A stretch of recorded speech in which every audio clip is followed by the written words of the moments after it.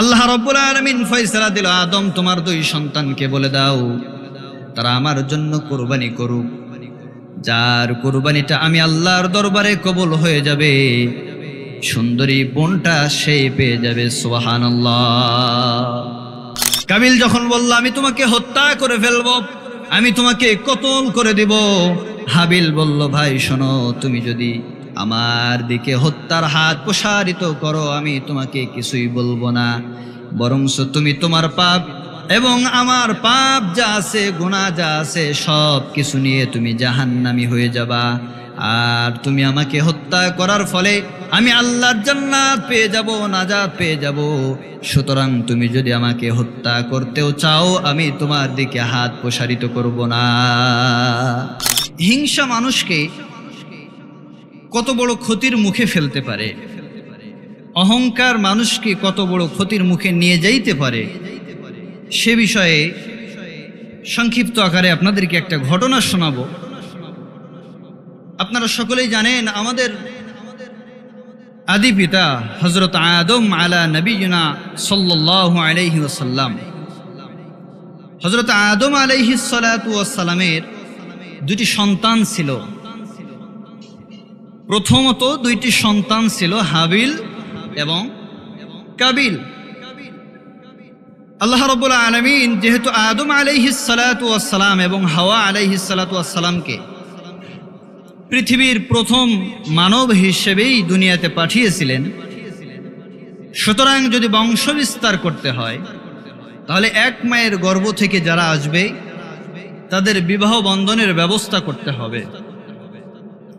হযরত আদম আলাইহিস সালাতু ওয়াস সালামের এবং হাওয়া আলাইহিস সালাতু ওয়াস সালামের দুইটি করে সন্তান আল্লাহ রাব্বুল আলামিন দান করলেন। একটি ছেলে একটি মেয়ে এক গর্ভে একসাথে।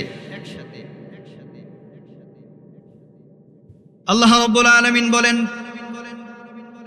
ওয়াতসলু আলাইহিম নাবা আবনাই আদম বিল হক। আল্লাহ রাব্বুল আলামিন বলে, হে নবী আপনি আহলে কিতাব ওয়ালাদেরকে জানিয়ে দেন এবং তাদেরকে বলে দেন আদম আলাইহিস সালাতু ওয়াস সালামের দুই সন্তানের কথা। কাদের কথা? সকলে জবান ছেড়ে দিয়ে বলুন কাদের কথা? আল্লাহ রাব্বুল আলামিন বললেন আদমের দুই সন্তানের কথা আপনি আহলে কিতাব ওয়ালাদেরকে জানায় দেন। আদম আলাইহিস সালাতু ওয়াস সালামকে আমি দুইটি সন্তান দান করেছিলাম, এক এক গর্ভের মধ্যে একটি ছেলে এবং একটি মেয়ে আমি আল্লাহ রাব্বুল আলামিন দান করলাম। যেহেতু শুধুমাত্র দুনিয়ার ভিতরে এই সময় আদম আলাইহিস সালাতু ওয়াস সালাম এবং হাওয়া আলাইহিস সালাতু ওয়াস সালাম, সুতরাং তাদের গর্ভে থেকে যে সন্তানগুলো আসবে তাদের আপন ভাই বোনের মধ্যে বিবাহ বন্ধনের ব্যবস্থা করা যাবে না। আদম আলাইহিস সালাতু ওয়াস সালামের শরীয়তের মধ্যে আল্লাহ রাব্বুল আলামিন বললেন আদম তোমার যে সন্তান আমি দান করেছি পূর্বের এবং পরের গর্ভের সন্তানের একটা মেয়ে একটা ছেলেকে তুমি বিবাহ দিয়ে দিবা।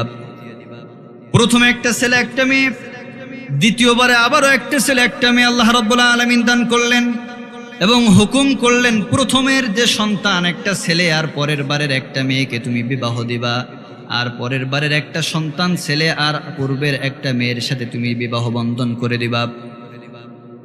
আল্লাহ রাব্বুল আলামিনের হুকুম আদম আলাইহিস সালাতু ওয়াস সালাম পালন করার জন্য তাদেরকে বিবাহ দেওয়ার জন্য যখন প্রস্তুতি গ্রহণ করলেন, কাবিল এবং হাবিল, কাবিল ছিল বড় ভাই আর তার ছোট ভাই হাবিল, হাবিলের সাথে যেই কন্যাকে বিবাহ দেওয়া হবে, হাবিলের সাথে যেই মেয়েটিকে বিবাহ দেওয়া হবে অত্যন্ত সুন্দরী রূপসী গুণবতী, কিন্তু কাবিলের সাথে যাকে বিবাহ দেওয়া হবে কুৎসিত কালো দেখতে খারাপ। কাবিল বলল না আমি মানি না, আমার সাথে যাকে বিবাহ দেওয়া হবে সে তো দেখতে কালো কুৎসিত, সে দেখতে ভালো না, সুতরাং আমি তাকে বিবাহ করতে পারবো না, বরঞ্চ আমার সাথে আমার সহদর যে বোনটি আছে আমার সাথেই গর্ভে ছিল তার সাথেই আমাকে বিবাহ দিতে হবে।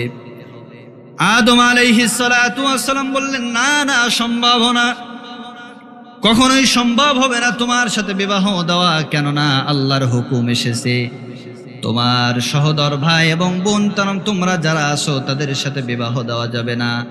একজনের সহোদরের সাথে আর একজনের সহোদরের বিবাহ বন্ধনে আবদ্ধ করা হবে। কাবিল বলল, না, আমি মানতে পারি না। আমার সাথে গর্ভের মধ্যে 9 মাস যেই বোনটি আমার সাথে ছিল সেই বেশি সুন্দরী, সুতরাং আমি তাকেই বেশি বিবাহ করতে রাজি আছি, তাকেই বেশি আগ্রহ দেখাই আমি। কাবিলের এই কথা শুনে আদম আলাইহিস সালাতু ওয়াস সালাম বললেন, তুমি কি আল্লাহর হুকুম মানতে পারো না? তুমি কি আল্লাহর হুকুম পালন করো না? কাবিল বলল, আমি অবশ্যই আল্লাহর হুকুম পালন করি, কিন্তু এটা আমার যুক্তিতে মানে না। কিসে মানে না? আমার যুক্তিতে মানে না। কাবিল আদম আলাইহিস সালাতু ওয়াস সালামকে যুক্তি প্রদান করলো। আব্বাজান, আপনি শোনেন, আল্লাহ অবশ্যই আমার জন্যই আমার সহোদর বোনকে রাখছেন। কেননা আমি 9 মাস আমার বোনের সাথে একই গর্ভের মধ্যে ছিলাম, সুতরাং যুক্তি হলো এটাই, যেহেতু 9 মাস একসাথে ছিলাম, সারা জীবন একসাথে থাকবো। যুক্তিটা কিন্তু খারাপ না, শয়তানের যুক্তি কখনো খারাপ হয় না, কিন্তু শয়তানের যুক্তি আল্লাহর কোরআনের কাছে টেকে না। কাবিল যখন কথা বলল, আদম আলাইহিস সালাতু ওয়াস সালাম বলল, না না, তাহলে আল্লাহর ফয়সালা কি আসে সেটাই তোমরা মেনে নাও। আল্লাহ রাব্বুল আলামিন ফয়সালা দিল, আদম তোমার 2 সন্তানকে বলে দাও তারা আমার জন্য কুরবানি করুক, যার কুরবানিটা আমি আল্লাহর দরবারে কবুল হয়ে যাবে, সুন্দরী বোনটা সেই পেয়ে যাবে। সুবহানাল্লাহ। যার কুরবানি আমার দরবারে কবুল হবে তার দিকেই আমার ফয়সালা যাবে। আদম আলাইহিস সালাতু ওয়াস সালাম বললেন, ও আমার 2 সন্তান, তোমরা শোনো, তোমরা কুরবানি প্রস্তুত করো, আল্লাহর দরবারে তোমরা কুরবানি করো, যার কুরবানিটা কবুল হয়ে যাবে আল্লাহ তার পক্ষেই ফয়সালা শুনিয়ে দিবেন। সুতরাং তোমরা কুরবানি করো।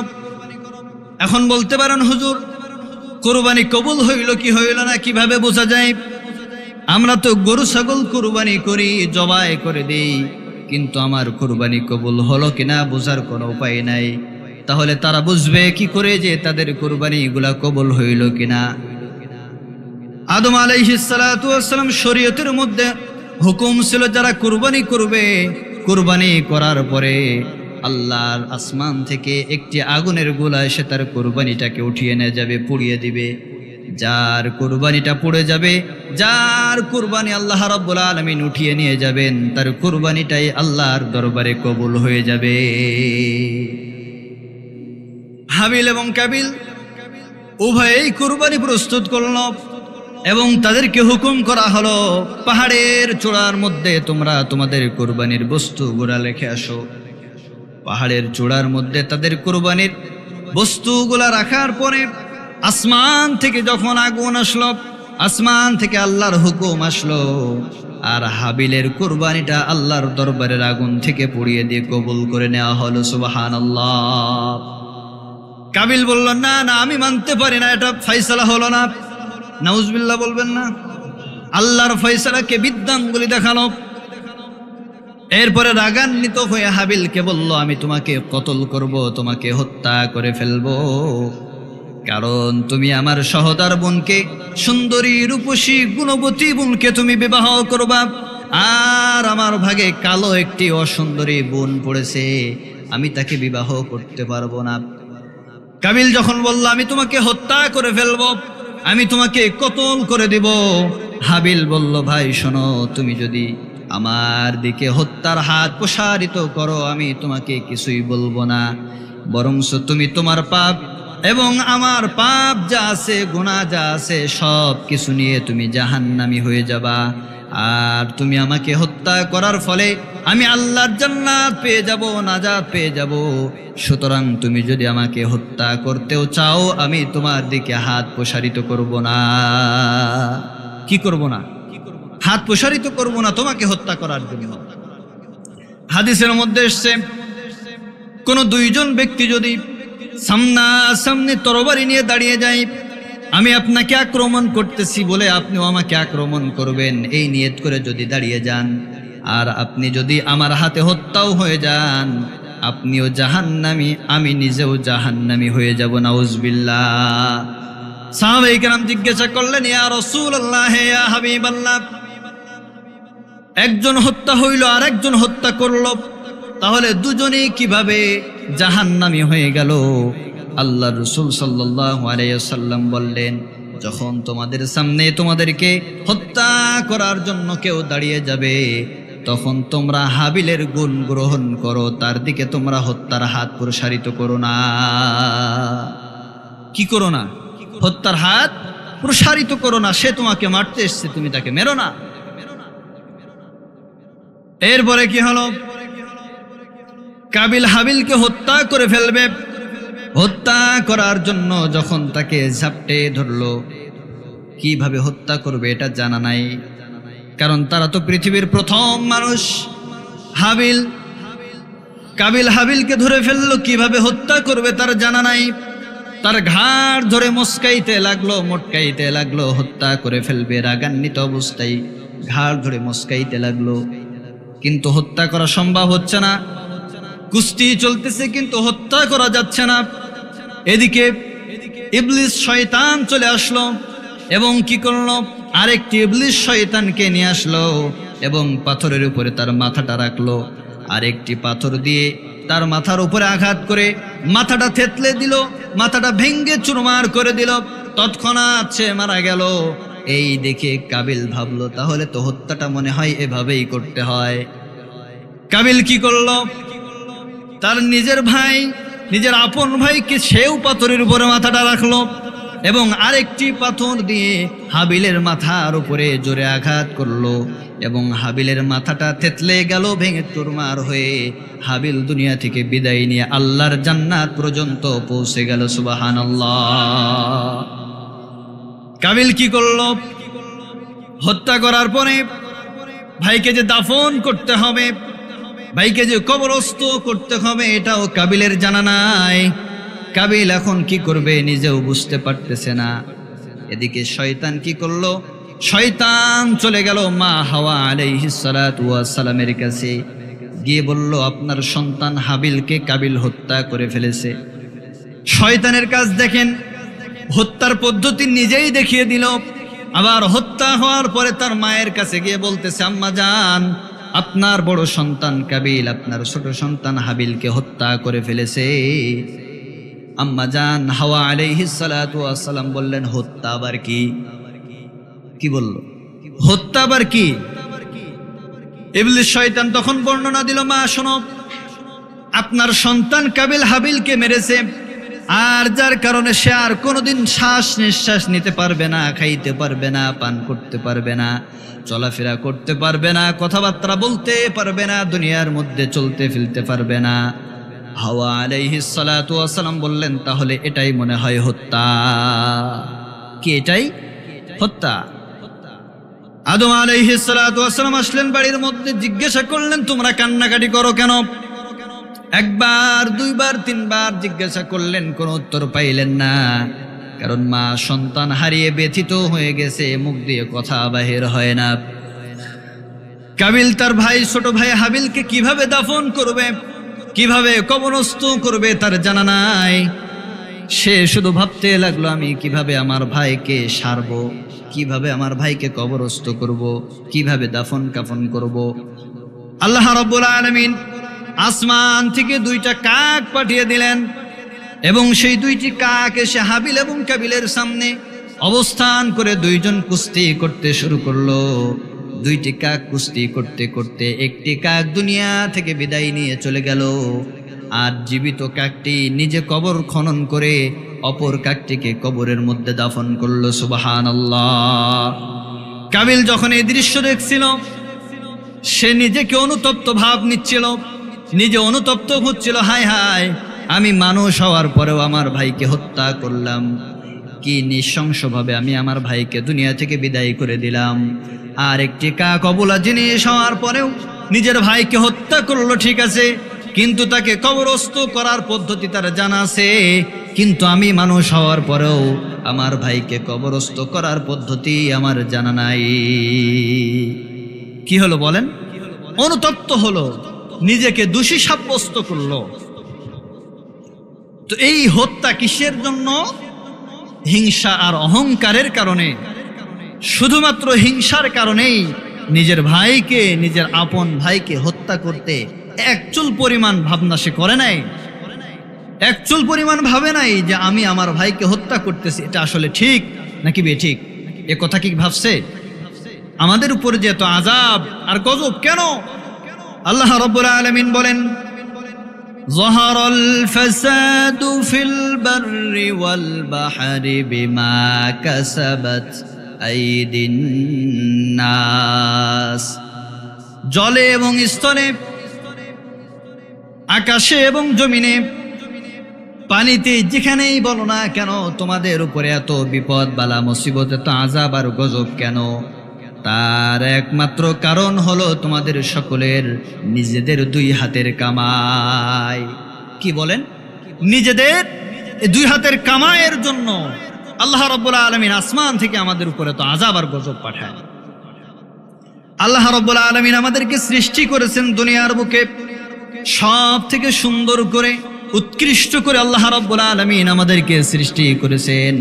কিন্তু আমাদের মাঝে এমন কিছু গুণ বিদ্যমান আছে যার কারণে আমরা আজকে অভিশপ্ত, আজকে আমরা নির্যাতিত, নিষ্পেষিত, আজকে আমাদের উপরে কত প্রকার বালা মুসিবত। একটাই কারণ হলো আমাদের নিজেদের কামাই। আমরা যেটা কামাই করতেছি আল্লাহ রাব্বুল আলামিনের দরবার থেকে, আল্লাহ রাব্বুল আলামিন আমাদেরকে সেটাই উপহার দিয়ে দিচ্ছেন। নাউজুবিল্লাহ। আল্লাহ রাব্বুল আলামিনের কাছে আমাদের নবী মুহাম্মদুর রাসূলুল্লাহ সাল্লাল্লাহু আলাইহি ওয়াসাল্লাম দোয়া করেছিলেন, আল্লাহ অন্যান্য উম্মতের থেকে আমার উম্মতদেরকে আপনি একটু সহজ করেন।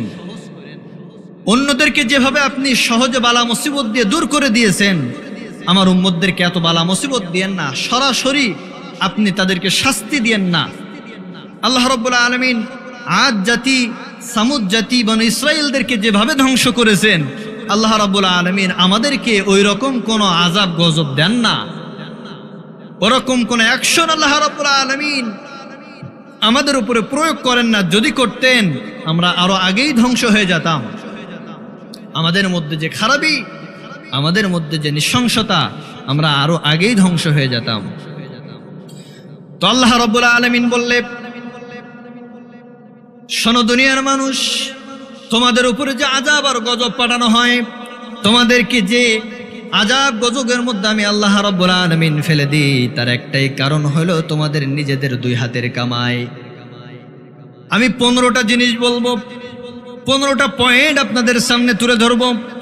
এই 15টা কাজ যদি আমরা ছেড়ে দিতে পারি, আল্লাহ রাব্বুল আলামিন আমাদের থেকে আযাব আর গজব চিরতরে উঠিয়ে নেবেন। সুবহানাল্লাহ। এই আযাব গজব থেকে বাঁচতে না চাই, এই 15টা কাজ যদি আমরা না করি, তাহলে আল্লাহ রাব্বুল আলামিন আমাদেরকে এইরকম আযাব আর গজবের মধ্যেই নিমজ্জিত রেখে দিবেন। নাউজুবিল্লাহ।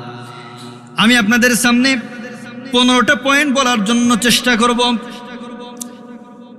1 নম্বর পয়েন্ট হলো, হাদিসের মধ্যে এসেছে 15টা বিষয়, হাদিস থেকে বলতেছি, এটা আমার মুখের কোনো কথা নয়, কারোর থেকে শোনাও নয়। এটা হলো হযরত আব্দুল্লাহ ইবনে ওমর রাদিয়াল্লাহু তাআলা আনহু থেকে বর্ণিত।